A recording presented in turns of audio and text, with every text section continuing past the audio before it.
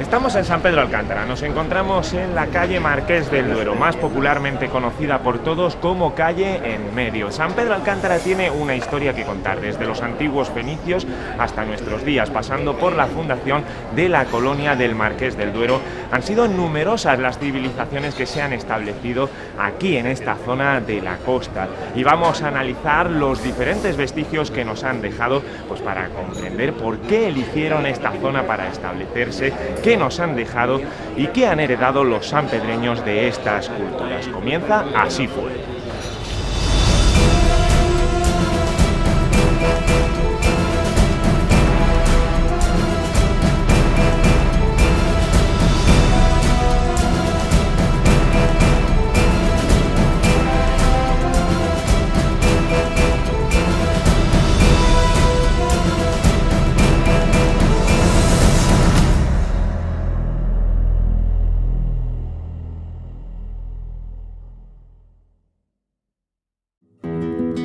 San Pedro Alcántara se encuentra situado en plena Costa del Sol, a mitad de camino entre Algeciras y Málaga y final de la ruta entre Sevilla y el Mediterráneo pasando por Ronda. Al este el río Guadaiza y al oeste el río Guadalmina delimitan los trazos de sus calles donde los sanpedreños llevan a cabo su vida diaria.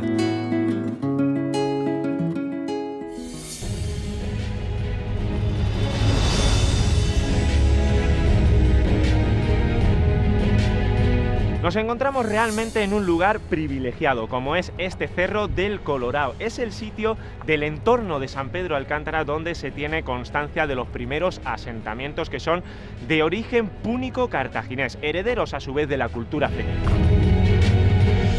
Durante el primer milenio antes de Cristo, pueblos comerciantes interesados en los abundantes metales de la península desarrollaron un importante comercio con los pueblos que la habitaban y fundaron numerosas ciudades en las costas mediterráneas.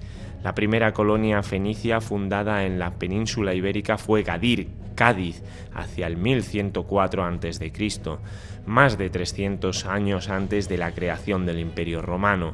Abdera, la actual Adra, Sexi, Almuñécar o Málaga fueron colonias fenicias de gran importancia. La ciudad de Cartago fue fundada por los fenicios en el año 814 a.C. en las costas africanas del actual Túnez. Tras la rendición de Tiro, principal metrópoli fenicia, a manos de Nabucodonosor II, a su alrededor se erigió el Imperio Cartaginés, la más importante potencia marítima del Mediterráneo occidental hasta las guerras púnicas contra Roma.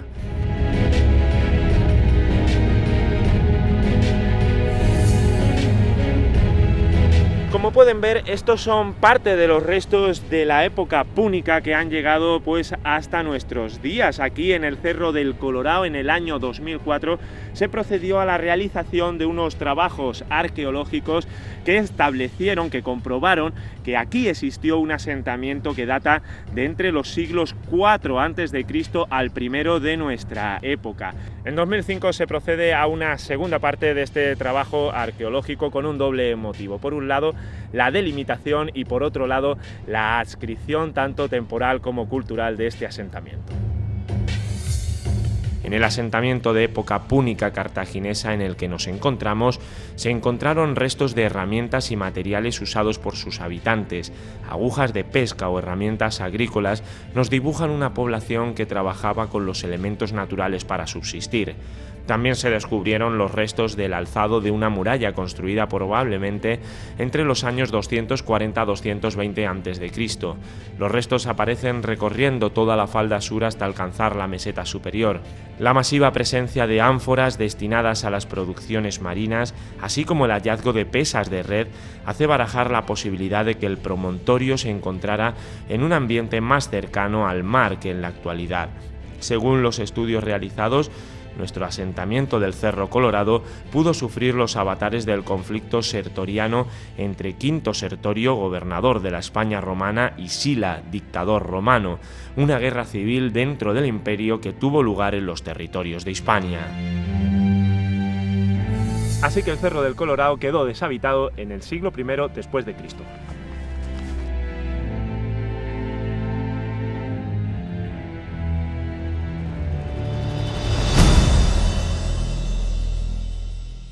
Tras los cartagineses llegan a la península ibérica los romanos. Ambos pueblos protagonizan numerosos enfrentamientos y también guerras, siendo los romanos vencedores. ¿Y cómo llevan ellos a cabo la romanización?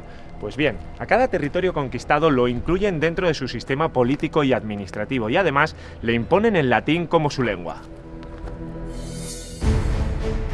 El proceso de romanización fue lento, más lento que la mera conquista militar. La batalla de Cartago Nova en el año 209 a.C. significó la caída de la principal base militar cartaginesa y que Escipión, el africano general romano, se ganara la confianza de los pueblos íberos, sometidos durante siglos por los cartagineses.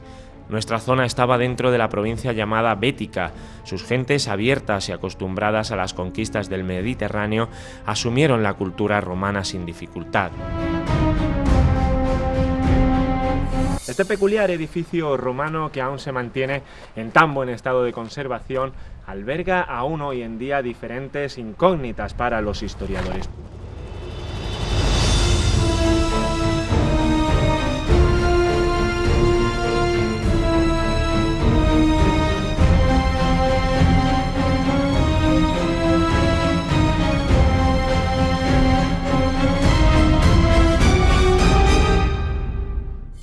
Para hablar de la época romana en el entorno de San Pedro vamos a contar con la colaboración, con la ayuda pues, de un historiador que conoce muy bien el pasado de San Pedro, como José Luis Casado. Hola. Don José Luis, ¿qué restos, qué vestigios de la época romana podemos ver hoy en día en San Pedro Alcántara?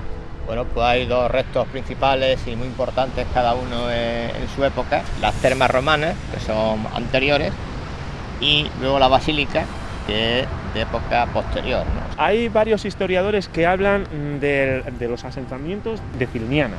¿Qué sería exactamente Cilniana? ¿Era una ciudad? ¿Qué era Cilniana? Bueno, Cilniana no estamos seguros si estuviera situada en este lugar o en otro lugar, entre Suel y que era Fongirola y Barbésula, a orillas del río Guadiaro.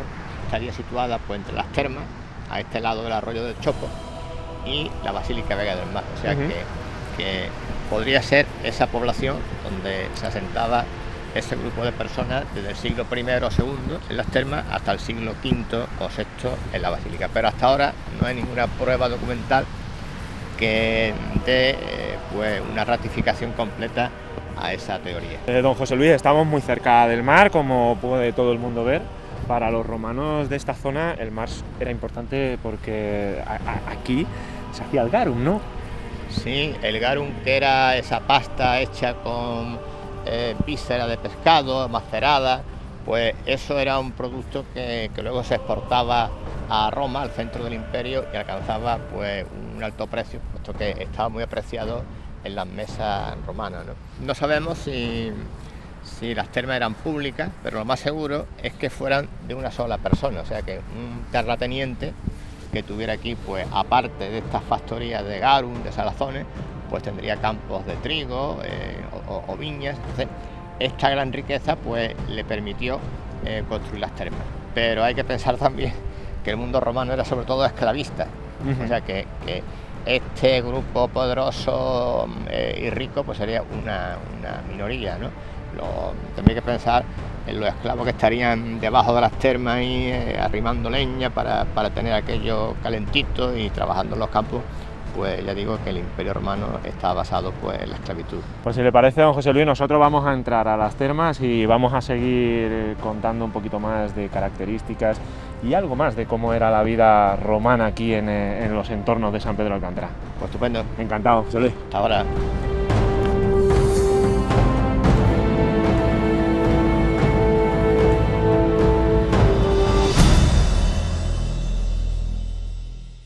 Pues vamos a ver ahora a Juan Carlos, inspector del área de cultura en San Pedro Marbella. Juan Carlos, ¿qué tal? Bueno. Pues Juan Carlos, no estamos en Roma ni en ninguna ciudad así, esto es San Pedro Alcántara, estamos en Guadalmina, ¿no? Cuéntanos, ¿qué es esto? Bueno, pues lo que estás contemplando ahora son los restos de un edificio excepcional de lo que es la arquitectura termal romana.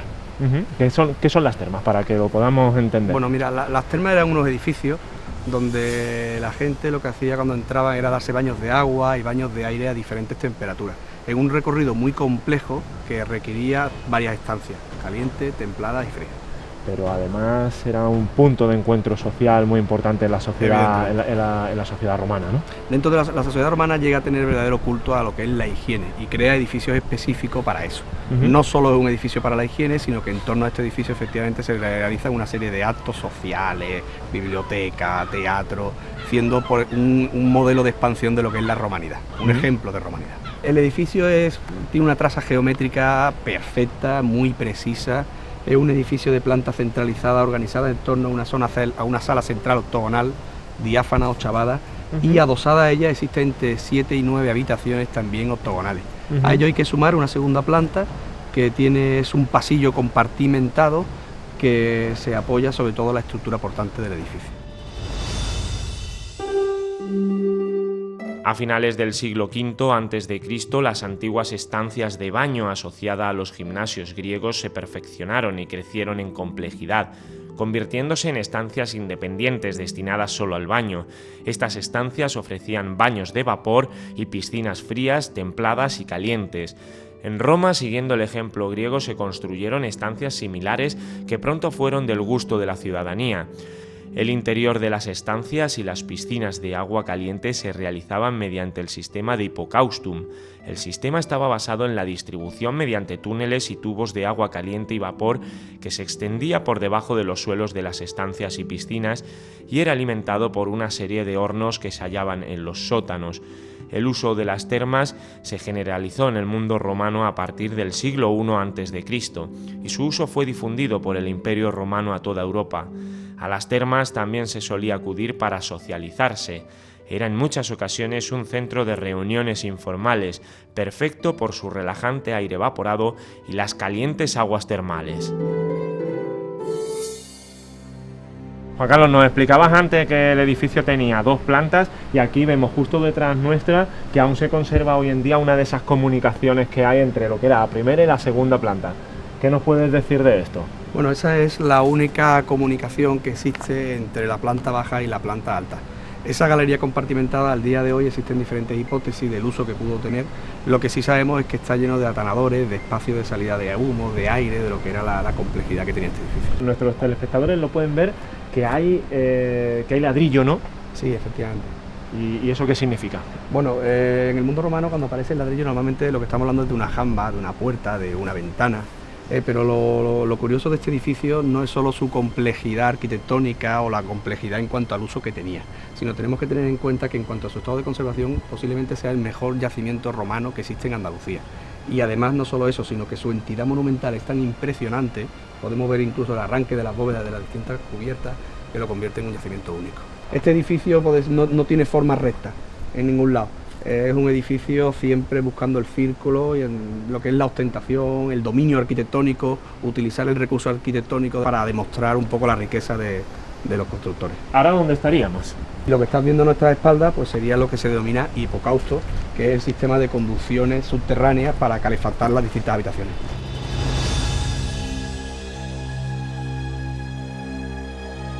El hipocausto lo que viene a significar es fuego por debajo.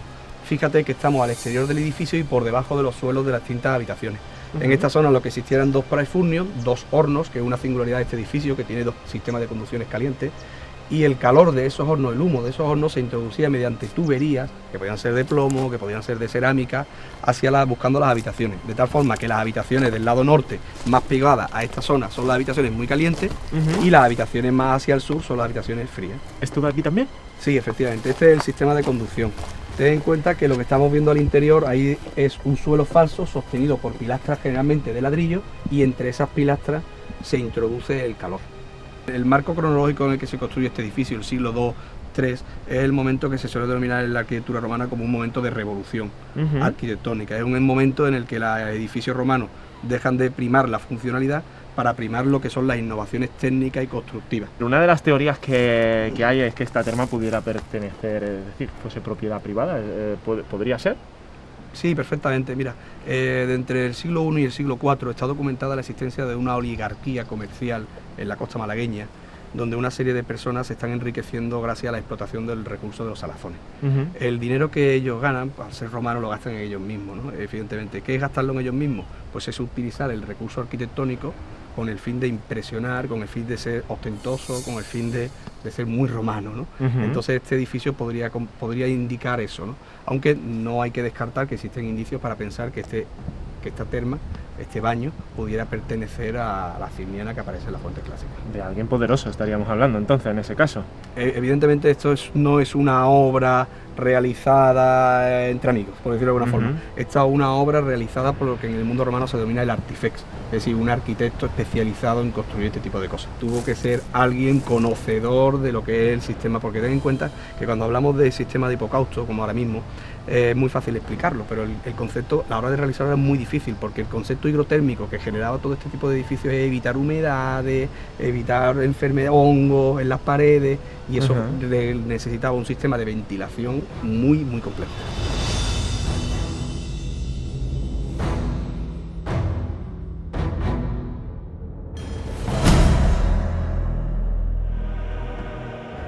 Pues bueno, Juan Carlos, cuéntanos ahora dónde estaríamos. Esto es la parte central, ¿no?, de las termas. Sí, efectivamente, este es el espacio central, que está presidido por una piscina, un natatio de agua fría. Posiblemente estaría cubierto por una cúpula con óculo lumen para iluminar y ventilar la zona central, y decorado pues con muchos medios, como aparece las hornacinas, que estarían decorados pues con escultura, con columnas, con algún tipo de... Es un espacio que lo que hace es a modo de vestíbulo para distribución de las distintas habitaciones. Posiblemente la entrada original del edificio sea esta misma. Sí. Existe la hipótesis de que a la derecha, este banco que es contemporáneo, lo que estaría sería el apoditarium, que era el vestuario donde estos baños se hacían desnudos, ¿no? Aunque realmente no aparece nada de elemento. A partir de este momento se iniciaba el baño, buscando lo que era el recorrido: habitación templada, habitación caliente. Ahora habría que volver a salir para volver a entrar de nuevo a habitación caliente y habitación templada, y a partir de este momento se hacía lo que era el recorrido. Ten en cuenta que lo que se buscaba aquí es que los músculos se estiraran, los poros se abrieran, a esto se le sumaba los ungüentos y colonias que se ponían, y luego pues a partir de ese momento con unos cuchillos, unos especiales, se rasuraban el cuerpo, y a partir de ese momento lo que hacían era el baño frío. Esto que estamos aquí viendo, ¿qué eran cada uno de estos habitáculos? Estos habitáculos son hornacinas. Son espacios, ten en cuenta que al construir estos edificios y este dispendio de medios para construirlo, pues el elemento decorativo del mismo sería acorde con lo que se han gastado. Entonces estos espacios lo que estaban era precedidos por columnas, por estatuas, para decorar todo este espacio, para crear esa idea de afán de impresionar, de suntuosidad muy propio del mundo. Mira, estas son otras habitaciones. El edificio está perimetrado por distintas habitaciones, que es lo que da solidez a este edificio, y esta sería una de ellas. En concreto es una habitación templada de lo que es el recorrido del baño. Lo que pasa es que actualmente está cerrado porque es una zona que tiene desprendimiento y el acceso no se puede hacer. Pero el estado de conservación es muy bueno. Vamos, este edificio está estabilizado.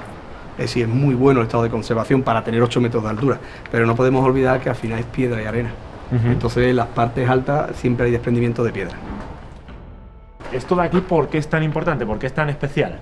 Bueno, este sería uno de los accesos a una de las habitaciones, que sería de habitación templada, y es la única que mantiene el techo, ¿no?, que como verás se ha caído. Es un espacio que nos habla de la arquitectura romana y de la monumentalidad y potencialidad que tiene este edificio, ¿no? Muy potente, con esta mezcla de arco para lo que es la cúpula de interior, y luego otro arco para el acceso a las diferentes habitaciones. Claro, desde aquí nos indica muy bien y podemos ver cómo sería la supuesta cúpula, ¿no? Tenemos un arco de sostén de la zona central y luego 2 accesos para lo que son las diferentes bóvedas. Wow, la verdad que es increíble, ¿eh? Este edificio tiene todavía muchos secretos, ¿verdad? Sí. Mira, por ejemplo, aquí, Juan Carlos, bueno, allí lo podemos ver más específicamente, ¿no? Que en el suelo, ¿qué teníamos aquí? Bueno, por desgracia nos quedan muy pocos elementos decorativos del edificio, pero lo que hemos comentado antes, seguro que si se pusieron tanto esfuerzo en la construcción, la decoración no fue menor, ¿no? Lo poco que nos va quedando son restos de mosaicos, unos mosaicos de teselas grandes, muy similares a las que aparecen en la villa romana de Río Verde, negras, y muy posiblemente otras que aparecen en el suelo son de vidrio azul. Ten en cuenta que estos edificios, una vez se abandonan, lo primero que se hacen es expoliarse. Y se expolian los elementos fáciles de llevarse y que tienen valor económico. En esta sala que podemos ver que hay allí en la esquina alguna, ¿se podría decir, o no se sabe, que estaría todo el suelo? Sí, posiblemente estaría todo el suelo, excepto la zona de piscina. Ten en cuenta que estas piscinas no eran para nadar, Estas eran piscinas donde se sentaban para charlar. Sí. Entonces posiblemente en alguna zona lo que habría es una pequeña piscina para estar sentados charlando. El resto estaría decorado con mosaicos. Los mosaicos son pequeñitas piedras que una junto a otra lo que forman es un suelo de piedra en el suelo. Existe un debate de si los mosaicos son generalmente piedras de la zona o al contratar el taller de mosaico, por decirlo de alguna forma, traen ellos piedras preciosas. En este caso, todas las piedras que encontramos junto a las de Río Verde son piedras de la zona con la que estamos. Juan Carlos, a ti que podemos ver que a ti te gusta mucho este edificio y además esa pasión y ese disfrute lo transmite, ¿tú cómo te imaginas que era esto en la época romana? Yo te digo una cosa, yo creo que este edificio, lo impresionante que tiene es que con su entidad monumental es fácil imaginarse cómo era. A diferencia de lo normal de las termas, que lo único que estamos viendo son los sistemas de conducción. Este yacimiento es que es todo lo contrario a lo normal. Cuando la gente llega, el sistema de conducción pasa totalmente desapercibido y tenemos una entidad constructiva enorme. Pues Juan Carlos, con esta descripción que nos has hecho, nos han entrado ganas de irnos a una terma romana, la verdad. Y nada, pues que muchas gracias por tus explicaciones. A ustedes, gracias.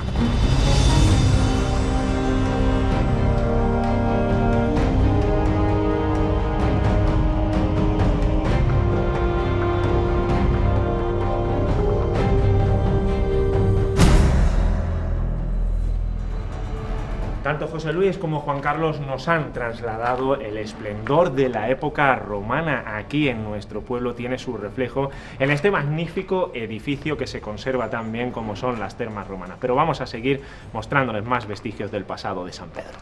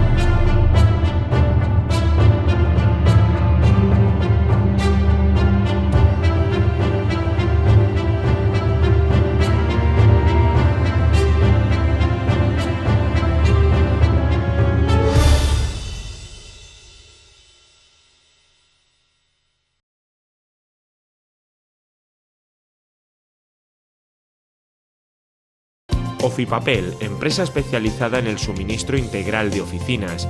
Llevamos más de 30 años ayudando a nuestros clientes. Puede contar con nosotros para mobiliario, mamparas de oficina, equipamiento escolar, material de papelería, ofimática y bellas artes. Nos ocupamos de todo para que usted no se preocupe de nada. Venga a visitarnos en calle Vélez Málaga, número 10, San Pedro Alcántara. Oficapel les desea una feliz Navidad. Fernando Moreno lanza su promoción fin de temporada en muebles de exterior, con impresionantes descuentos en numerosos productos de hasta el 50%.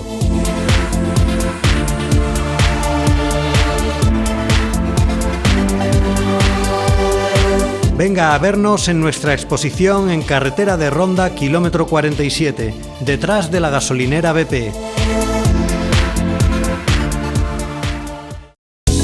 Confía en una empresa con un amplio prestigio conseguido tras 37 años aportando las mejores soluciones en gestión de riesgo y seguros. En Mena Seguros somos especialistas en atender a empresas y profesionales porque hablamos su mismo idioma.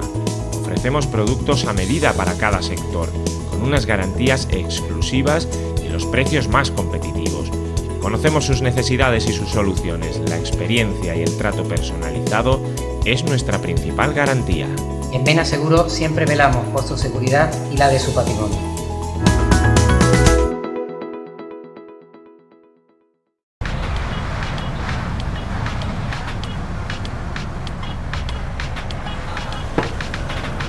serio te parece este un buen plan?